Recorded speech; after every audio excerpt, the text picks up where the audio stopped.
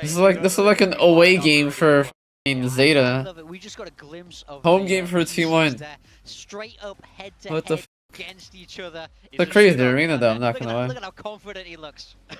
You see, you just gotta love it. This is where the players can truly shine, because as we were talking about earlier, this stage performance, this is also another factor that comes into professional play. And you have a lot of newbies that might crumble under this kind of pressure with this kind of audience watching, with all of the different lights and cameras and the action happening on this There's no way Zeta is winning this. Is what truly trains the very best of the best. Yeah, like it's not just the pressure of the crowd, it's also the tech. The PCs are different, the monitors might be different. There's so many different things you have to consider when playing on these. Hey, did you shoot? Could you shoot? Are so prepared. Did you even shoot? They've been there before, and this man is no different. He's gonna spearhead the charge today. It's Buzz. Yeah, Mr. Consistent inside of Pacific and at international events as well. This guy just puts up frags. Oh, he's running. Game in, he's game jogging. out. Look at the speed. Oh. Go. He's practicing already. I mean, he's practicing for that hard entry. Is he on the up? More so for the Yoru than the chamber. He's going to be doing a lot of walking around. Who'd they replace Sylvan with? He's going to be scoped in. We're going to be falling asleep watching him hold angles. Oh, flawlessly for sure. And of course, Buzz is no stranger to performance as well.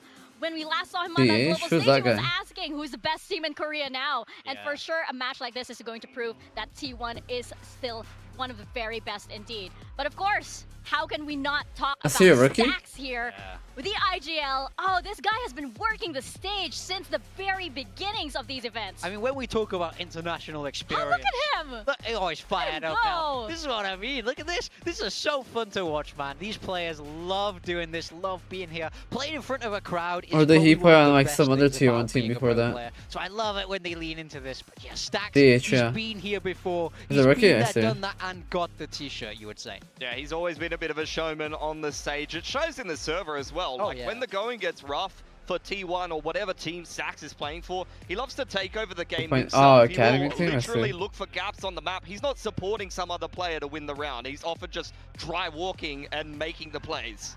Oh, for sure. But of course, somebody who needs no support rather, is Meteor. Of course, our two-time Masters Trophy winner. How can we not deny that Meteor is one of the best players in Valorant globally, if not the best?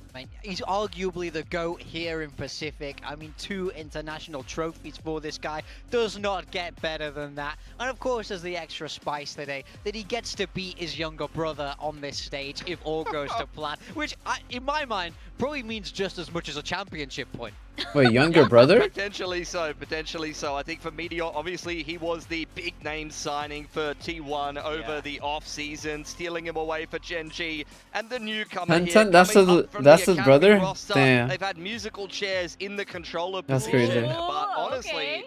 DH has been pretty sharp. He has definitely fulfilled his end of the bargain thus far in these couple of games. And if T1 this casual ass more matches and he continues putting up these kind of numbers, I think he's regular season and playoff game for week 2. Really enjoyed watching him play. Has a 30-minute a really nice addition. When we stage talk about time. that pressure of the stage, though, this is the one guy for T1 who hasn't quite done this before, you know, coming up from that academy. This is a whole new experience for him. It's a bit of a baptism by fire, but I do think it's very necessary if they want to make that run to Paris. They're sort of testing the waters here, getting him familiar with these different environments. So I think regardless of the outcome for him today, it will be a very, very good learning experience. For sure, and he has to get used to it. He better get used to it at this point, especially since he's playing on T1, right?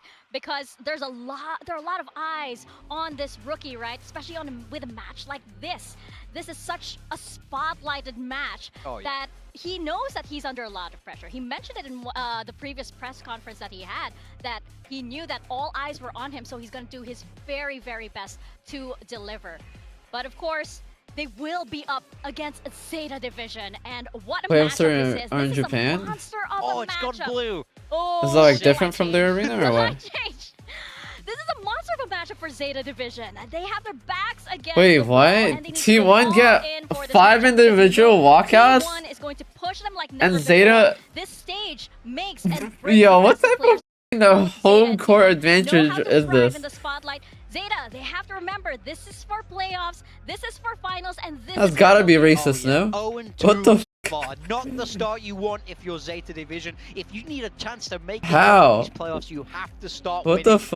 Really needs to start. Surely they also all get individual walkouts. This is a rough stage for them to try to turn the Pacific group stage and potentially get themselves an opportunity to even that's crazy. On home soil over in Tokyo. They've got to beat first T1 on home ground here. So I think that's honestly, crazy. for Zeta Division, a couple of veterans of the Japanese scene and veterans of Pacific mixed with what was this Fennel core, which the good news for that is a lot of challenger scenes don't have as many lands, don't have as much crowd, but that's not the truth for Japan. Japan does actually have some decent amount of crowd, some decent amount of land exposure for these players, which will help bed them in combination with the Pacific experience that they've been able to glean so far this year. Should be good for them on the side of Zeta. That's why all roads lead there for stage 2, right? We are heading to Tokyo. And of course, Zeta want to represent very, very well on that. We're seeing the coaches walk out right now, and I'm very excited. We're starting on road to see